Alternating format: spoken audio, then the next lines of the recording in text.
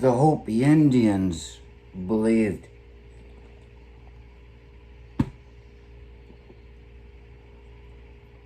that nature requires balance, and when we start taking the harmony out of nature, we disrupt that balance, and it revolts. There's a resurgence of nature. It sends something back and says, you're doing too much. And then we will face nature to get us right again. Now, it could be said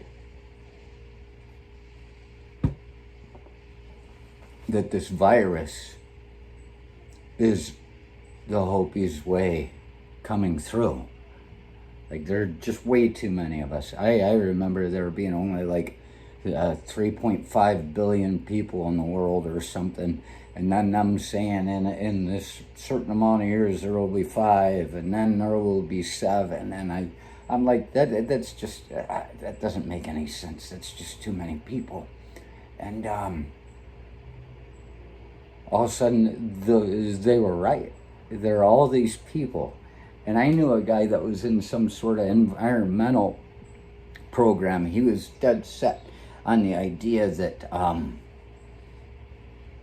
nature could support a much larger amount of people than we think of if we were just make housing better and bring people in closer and conserve water and do all this stuff. Yet he's driving a 76 El Camino, V8, just blowing gas and fucking shit. So how can you listen to somebody like that, really, and believe that they believe what they're saying?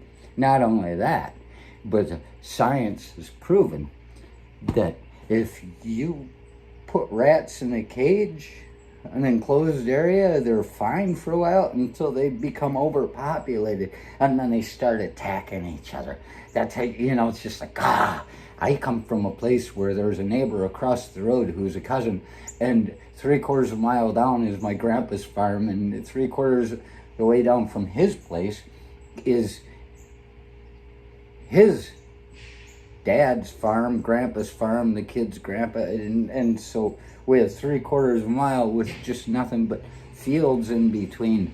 And on the other side, going south, is the cemetery, which nobody ever crosses, and then the neighborhoods.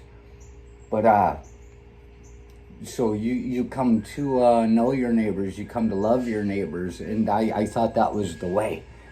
And then I moved to San Jose, and I was living in this place and all these neighbors. That's where the first time I really realized it. Don't get to know your neighbors, because the neighbors were all so friendly, and I was all so open.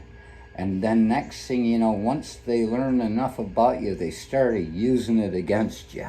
So you got to be careful getting to know your neighbors. But that's the rats in the cage. They turn on each other. That means the balance is being lost. We need space. We need to have some room to think without having to stare at somebody staring at us. And so it could be said that it's the COVID thing, Nature is just, and it's like, kill some of us off. But I don't know enough about that to push it down your throat. I really don't. There's another way to look at it, which I can tell you something I do know. I won't start with that. I'll start another way of looking at it, that it's just like, it could be said that, this is an extension of the SARS and everything like that. And whereas that got knocked down, obviously somebody kept some of it. And maybe they're diddling it a little bit and letting it back on us. Now we're on the 3rd phase of it or something. I don't know. I'm not even going to act like I pay attention too much. But it's just a concept. It's the idea. We're moving on And is it possible that it's just been released on us right here in a very convenient time, that there's an election year and you got some guy going, I don't believe in it? Well, that's just very unusual for me to hear somebody say they don't believe in something when they've got all this information. I don't know. You got to at least give it the possibility. So, is it that? And it's like, that's conspiracy. That's too much to say that they've been holding on something to release to us. But let's look at this. I've been joking for years to people. When we were going into Iraq, still in Saudi, and they gave us these gamma globulin, what they call the silver bullet, shot right in your ass. And it had all these different vaccinations, and one of them was the bubonic plague. And I was looking, I'm going, they're vaccinating us against the bubonic plague. And I'm thinking, that doesn't even exist anymore. It's been gone for years. Are they getting ready to dump it on them? It made me wonder if they had it someplace, in like a CDC somewhere. And I'd never seen any sign of it. I like being vaccinated against the plague because I like to travel freely. And then I just find out, I hear, somebody told me, out of nowhere, without me even bringing this up, that there was just bubonic plague showed up in Mongolia. And I was in Nemangu. I was in Inner Mongolia. I walked along the Silk Road for a little while without even knowing it. Right there at the edge of the Gobi Desert, shit coming out, going, and you're going, we better get out of here, But I was in Mongolia, and I didn't get the plague. Or did I spread it? It's okay, I'm vaccinated. That's the interesting thing, is you think, how does this stuff happen? And all of a sudden, a question happened 19 years ago, 29 years ago. What's 21 minus 50? That's 29. 29 years ago, I was making this joke, and I look, and all of a sudden, the bubonic plague shows up. And so, is somebody dumping it? I don't know. So, here's the Hopi.